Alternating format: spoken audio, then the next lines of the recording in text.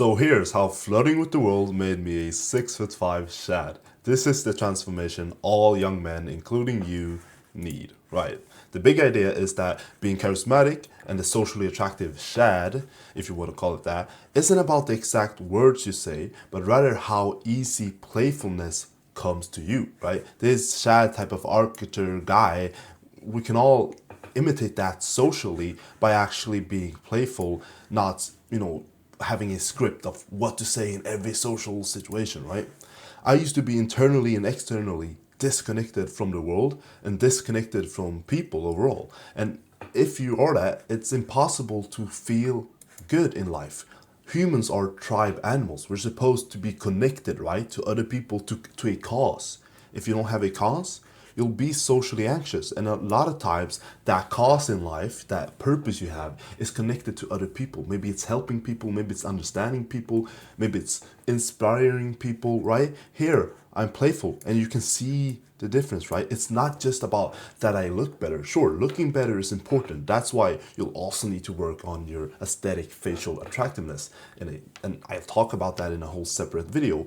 But you gotta understand that it isn't everything, right? Even if you do it all right, right? You get the grades, you get the job, you get sports team, you get that like spot on the sport team. It's not close to everything you need, right? You need the ability to also connect with people. Otherwise, what are you even doing it for? Relationships are like the most important thing in life. And I'm talking about any type of relationship, right? Look at Mr. Beast, look at Elon Musk. They have huge resources, right? They have huge possibilities in the world, and they choose to actually place a lot of importance into their relationships. The kids, like random people, that is because they realize that even though they have all these resources, that isn't what fulfills them in life, what makes them impact the world. It isn't like how much status you have, how many followers you have, how much money you have. It's like what can you actually do for other people and to fulfill yourself. And the best way to fulfill yourself is to become multidimensionally attractive, aesthetically, physically, sexually, socially, mentally, and emotionally attractive. And obviously this video about charisma will help you become a lot more socially attractive. And step one is to reverse engineer attractive charisma, and we'll do this together so you'll have the full blueprint. This will be like the only guide on charisma you'll ever need, basically. So, charismatic first impressions. Imagine you meet with the social Shad, right? The guy that's a 10 out of 10 charismatic person, right? They're pretty rare, but you could meet some guys like that, right? In under a minute, like in seconds, they communicate that they're fun, right? In some way, they'd always find some way to make something fun. And fun is basically not answering with, I'm fine when somebody asks you, how are you doing? You answer with something funnier, right? I'm spectacular. Something more than just I'm fine. Because if I'm fine, you're probably not actually showing your personality, because you're not this guy, right? You're not actually that socially anxious that you're gonna stand in a corner and not speak to anybody. You're gonna say, I'm fine, right? Fun is also any other emotion that you're honestly feeling. So I'm not only talking about you have to say, I'm spectacular, I'm amazing, I've never felt better. You don't have to be this kind of feel good guy all the time. You could say some random shit that if you're feeling kind of, upset because something happened to you, like say that, right? I'm feeling kind of down because this shit happened, but I don't care, right? You gotta have add that little fun spirit to it. These guys, they're not happy all the time, but they're fun, and they're fucking fun. That's why they're so popular, because they're fun. Trust is another important thing that you need for this attractive charisma you'll adopt. So eye contact, so a handshake, and your neediness. Having eye contact which is deep, right? Intense. Not being afraid to look away first. If you look away first, then you're showing the sign of nervousness. You're showing the sign of, help. You don't need help. You can look into a person's eyes. Look into my eyes right now. This is eye contact. This is good eye contact. And I put a smile onto that as well. Not this creepy ass fucking robot smile, right? You don't want to look like an AI, but you want to have good eye contact, nice, with a genuine human smile. Handshake them firmly, firmly, like a strong handshake, not too strong so you don't fucking crush their hands. Neediness is also good. So if you go into the conversation, something, so a social interaction with a need to actually get this person's validation or get them to do something for you, that will tell. That person will smell it, and that's the basically the most anti-charismatic thing you don't want to do. Be needy, right? Just think, go there first. Every time you're in a human conversation, you're talking to someone, you're writing to someone, go there first, right? Humanize the conversation. This means crack the first joke, give the first compliment, and share more first. That's how you actually become charismatic. Next is respect. You want to kind of leave crumbs of your three favorite topics. So think of them in your head, like what are your favorite topics right now? What do you enjoy doing? What are you planning for the future? Like what's your hobbies, interests and stuff? Then if you leave crumbs of those in your common answer, so if someone tells you, hey, like how was your week? You're not gonna just say it was fine, I had a good week. You're gonna leave some crumb of your interest, like I had a good week and I actually enjoyed my basketball tournament and my team got third place. It's pretty good, and you leave crumbs of that hobby being basketball. Oh, you want that person is then gonna be hooked to bring up that topic, basketball, and that is the topic that you care about. So it's great, right? Because now you can show your multidimensional character. You can show that you're a passionate basketball player, that is a passion of your life. You show that, you're physically attractive by doing that, because this person is obviously going to think, oh, he's an athlete. That's kind of attractive, right? Like you share. It doesn't have to be something crazy like, yeah, I made $1 million last week in this business. Nobody cares about that. But like things that you genuinely just care about. It could be fucking playing chess with your grandma, all right? Who cares? Then prey versus predator body movement. This is super important because prey is something that a lot of people are stuck in, and especially young guys who are kind of insecure nowadays, right? Because they're like a small bird, they're very neurotic like this. They go with their head like this, they kind of look down, they kind of go everywhere with their eyes and their head, and they're very fast, they're very speedy, they feel like they have to talk super fast, otherwise they're not gonna have their point set. They're not gonna be able to talk or actually get people to listen if they don't like spit it out immediately. That seems very neurotic, that seems very insecure. The predator, right? The guy who fucking kills, metaphorically, in GTA. He is slow. That is a slow lion. That is a predator, right? He makes slow, deliberate movements.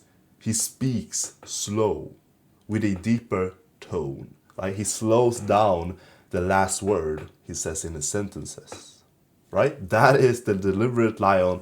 Then you don't give off this vibe that I don't have it, somebody else has it, right? That the neurotic bird type of guy does. You must first always believe that you're interesting. If you believe that you're interesting in the first place, other people will notice. And if you believe that I'm just a loser and I need to freaking speak fast and look down and not have eye contact, people will actually deem you to be a loser. And in the first impression, if they do that, it's very hard to recover from that, right? So anti-anxiety, this is obviously a huge thing in not being this neurotic bird guy, right? You should never be scared, right? Never be scared. It doesn't matter who you're talking. You could be talking to the fucking president, of being seen looking. If you're at a restaurant and you see a person that you'd like to speak to, just don't be scared of looking at them. You could be in the school cafeteria. You're looking at some guy because this guy is a person you know and you want to talk to him. Don't be scared of looking, like kind of glaring at him and then no, looking back, looking down at your food. Like be comfortable with people noticing that you're looking at them. That makes them actually feel more seen, and it's not creepy unless you actually fucking look like this guy, right? Mark Zuckerberg fucking creeping up on you, right? You have to look with your whole body or head turned towards the person or the thing. Not just creepily, like kind of glaring like that. Just turn your whole body, turn your whole head towards this thing in person and look at them. Not with some kind of creepy gaze that you're gonna hurt them, right? You're relaxed. You're calm. You're in the school cafeteria or something. You can be relaxed in your stance in your body. That is the like transformation that you want, right? You want to go from being kind of anxious and not actually feeling confident in your gaze to just firstly being relaxed in your stance in your body like this guy is, then that confident gaze that he has, right? This that will follow. And yeah, you might say this guy is a model, that's different. Well, it doesn't fucking matter if he's a model. And it doesn't matter if you're not as good looking, because this doing realizing that you can have the same confident gaze as he has, right? You can have the same look in your eyes. That is going to make you more attractive, right? That is going to make you look closer to him. So that's just a good thing. You don't have to compete with the models of the world, right? Then don't get fucking run over, because for a lot of shy, like humble guys, I've always used to be like a very kind of shy and very humble guy, right? Finish your sentence before you stop talking. Always. Don't get run over. Don't show any type of weakness that you actually kind of initially you're afraid, right? You're kind of afraid to take more space than you normally do. But that isn't right, like being ego, being a jackass, just like finishing your sentence and not letting anyone just cut you off brutally and you just go quiet and kind of look down, right? That's being a bitch, right? That's weakness. Don't show that. That's uncharismatic. You don't have to be the alpha. You don't have to be the guy who fucking, talks down to people. But like Bill Gates, he's kind of an introvert and like a more nerdy guy, but he doesn't let people fucking, disturb him. He doesn't let people cut him off. And when he walks into a room, people can actually like smell his charisma. And he's a introvert, right? Andrew Huberman, also an introvert. But in his podcast, he often doesn't let people actually cut him off. He speaks to his point. He's the host, right? He has that confidence. Also, you need to stay sane throughout this whole process, right? In every type of social situation, you always need to be able to stay sane, right? Interpret things that could be ambiguous. That means that it's either positive or it could be negative depending on how you look at it. Well, look at it as a positive thing. Don't take the negative bias and say, oh, no, he's probably making fun of me because of this and this and that. Like, just look at it as positive. If it could be interpreted as positive, look at it as so. And also take banter or someone commenting like a innocent comment as a joke, right? It's play. It's what humans do. Like, it doesn't matter if you're in a more professional situation in school or something. If someone actually genuinely doesn't like bully you but just makes a banter comment, take it as a joke, because that's all it is. And you can play along, you can joke back, right? That isn't freaking weird. And you need to always be able to write out these initial like 30 seconds of a conversation without automatically going back to these boring habits like what's your name, age, gender, from, that's boring. Just write them, the initial 30 seconds of a conversation out without going back to, the boring basics. Kind of play with, your words. You don't have to actually always go, what's your name, what's your age, where you're from. That's gonna be boring. Also, stop undershooting, because everyone fears overshooting, taking some risk and saying something that's maybe a bit too polarizing, but then they actually stay way undershooting their whole life. They could be here, right? Shooting, tough shots like Steph Curry, but they're here. They're just safe. They're just using this, right? What's your name? What's your age? Where are you from? Like, that isn't interesting. Don't avoid polarization. You should take the risk. Always take the risk, because if you don't take a risk, you're not gonna have a story to tell. You're not gonna be have interesting topics. You're not gonna have interesting conversations, which can then develop you further, right? And if shit happens, you're gonna be good because you're not a needy person. You don't need shit to go well with other people all the time. You can have people that love you, and some people can hate you, and that's fine, right? And this is the 6 charismatic mindsets that you definitely need. So you need to screenshot this. If you screenshot anything, screenshot this, and I'll have another screenshotable thing in later too. And firstly, no matter what, I will be okay. That is a really key like mindset that you need to have, because shit will happen. Two, I care more about my character than my reputation. Always prioritize that yourself, integrity, right? Three, I have impeccable honesty and integrity. So don't lie. You can't also like pretend to be someone that you're not. Four, I don't need to convince anyone of anything. You're being social because you like it, right? You're going up to this person because you like them and you want to speak to them, not because you need to convince them, not because you need them to like you. Never, right? Fifth, I proactively show my purpose. So show what you like. Because if you're just talking to someone and you're like putting up this image of, yeah, I'm normal, right? I'm so normal, but you're actually not into normal things, that is fake. Like if you're into freaking having snakes on your shoulders and like you have a bunch of pet snakes, talk about that. It doesn't matter that it's not normal. Some people will love that. Sixth, I go first in humanizing the interaction. So you will like crack the first joke, like I said, compliment first and stuff. That will connect deeper. That's what you want. So the final step in this guide is your internal state. This is meta. So shame. Shame is like the most anti-charismatic feeling that you will feel, but you can override it. Internal discomfort, however, just feeling some kind of discomfort in yourself, that is a normal human experience. Even monks, even Buddhist monks that meditate on the mountains, they feel shame as well. It's normal, right?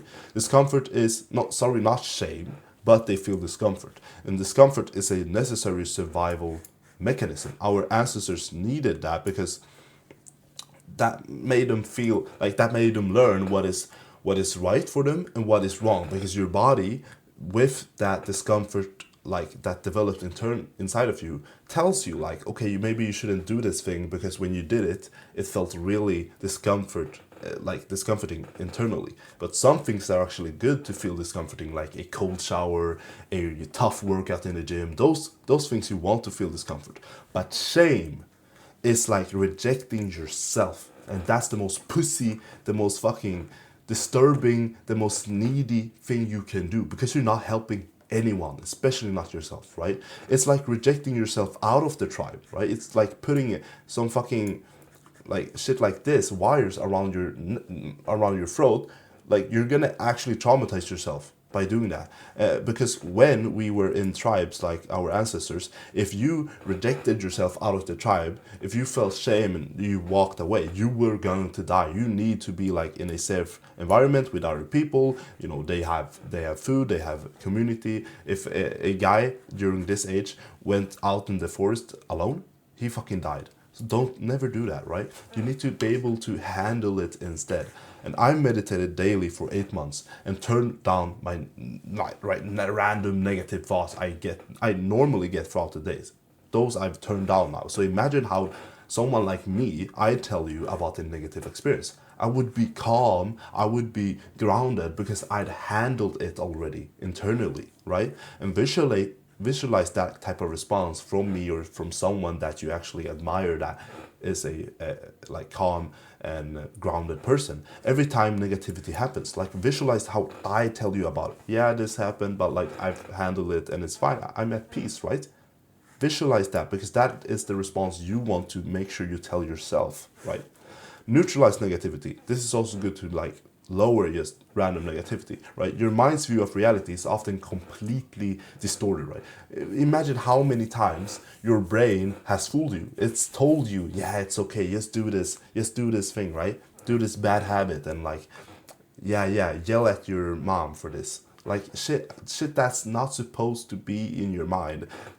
That's your mind, right? That's your own brain. That's some kind of voice in your head that's tricked you so many times. And I've been through that as well, right? And it makes sense because you can't really know why someone made a face, right? But your mind will fucking upset about it. Your mind will like find a negative reason. Oh, it must be because this person hates me, when they maybe just made a face because they had allergies and they needed to like do this with their nose, right? There's 100 plus different reasons as to why someone could do that. But you want to see these negative thoughts that pop up, because they will pop up, as just ugly graffiti on the wall, right? It's not truth. Just ugly graffiti, nothing that you need to worry about, right? It's just in your mind. It's not reality. There was a Harvard gorilla study, but not with an actual gorilla.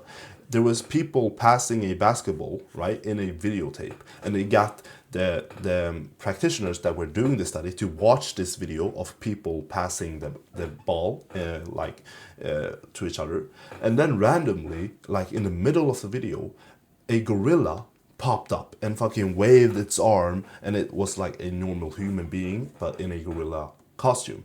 And the researchers told the participants who were watching the video to just focus on the people passing the ball, nothing, just hyper focus on counting how many passes they do, so like 1, 2, 3. And then after the experiment, after the video was done, they asked the people, did you see something strange, right? Did you see something strange happen in the middle of the video? And about like 50% or above said no.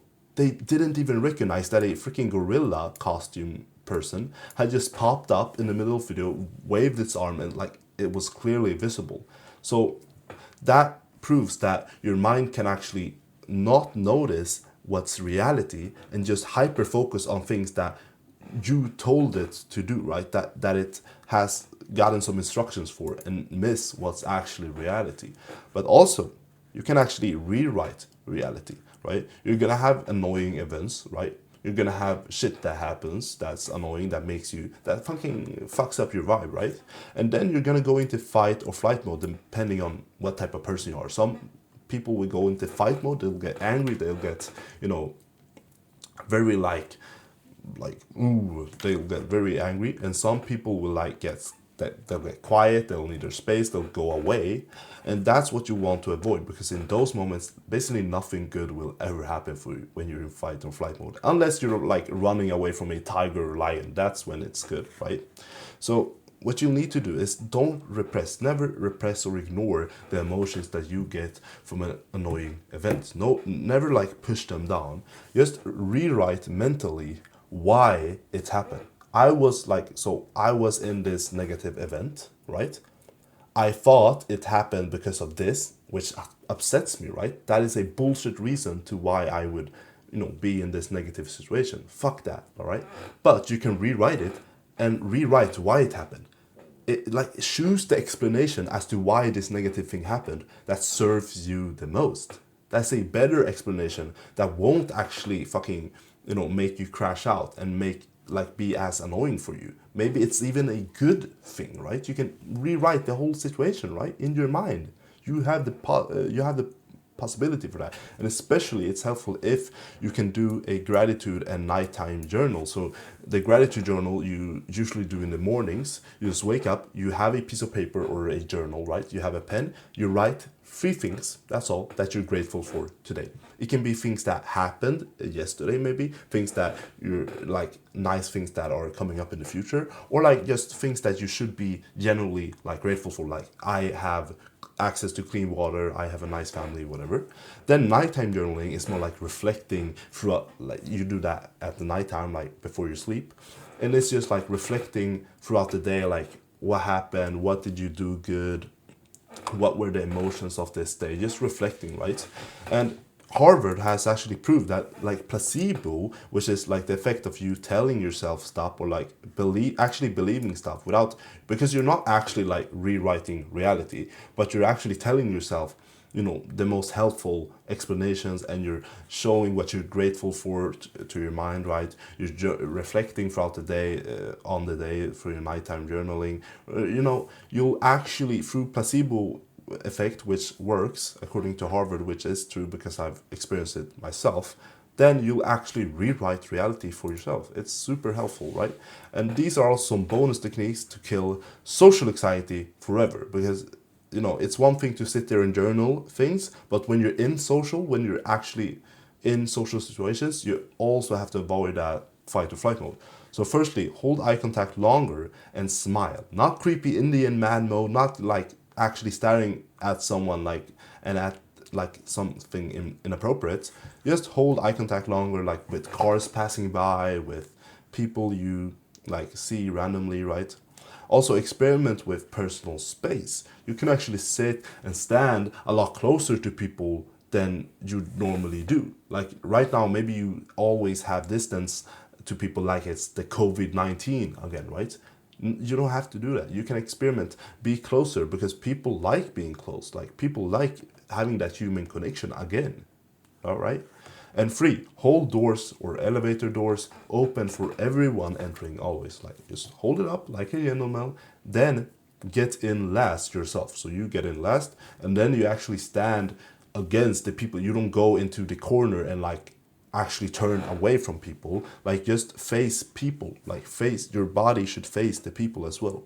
Fourth, strike up a conversation with a stranger in a coffee shop. I know this is like kind of scary. I know this is kind of new, but it doesn't have to be a complete stranger. Imagine if you're in your school, right? There's people that you actually kind of know. You don't really know them, but you kind of know their name, right? Or like in your work or whatever, if you have a job. There's people that you kind of know, right?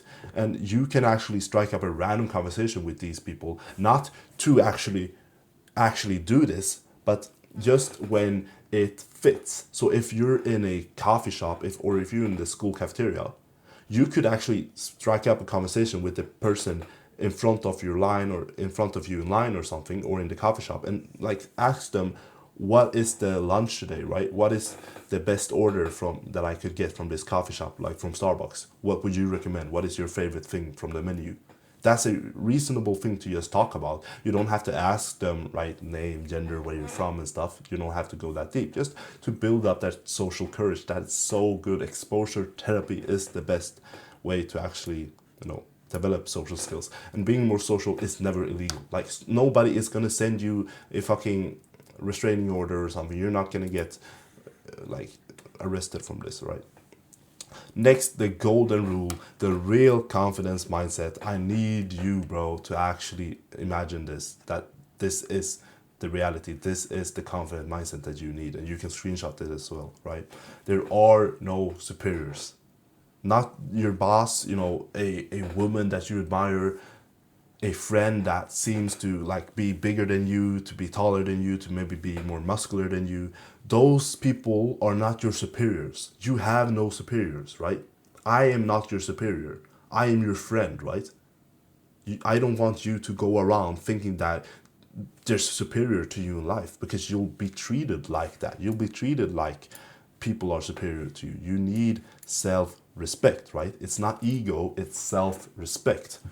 Don't treat people any different. They're people who connect like you in a friendly manner. Even the president, even Elon Musk, guys that are super successful, they're just people. They just want to connect in a friendly manner, right? Lastly, don't have self-pity. Feeling what happened to you was unfair, right? Don't ever feel that. Like self-pity will never help you. It won't. And if you kind of struggle with, not feeling self-pity because you've done it so many times, you always find a way to feel sorry for yourself. Well, work on doing it less. I'm not telling you that you need to become this David Goggins, I never feel sorry for myself, tough guy right now.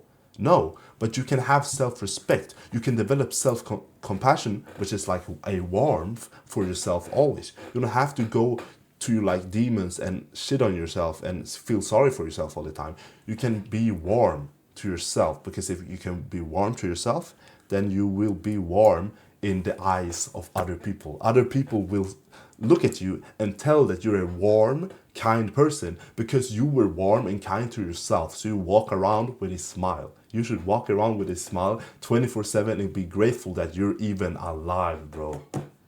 Don't be one-dimensional, become multidimensionally attractive. Join my free Discord server, by the way, which is linked in the top description below this video. You can click join, hang out, ask me and other guys for free advice. I'll talk to you for free and everything. No sales, no nothing. So, peace!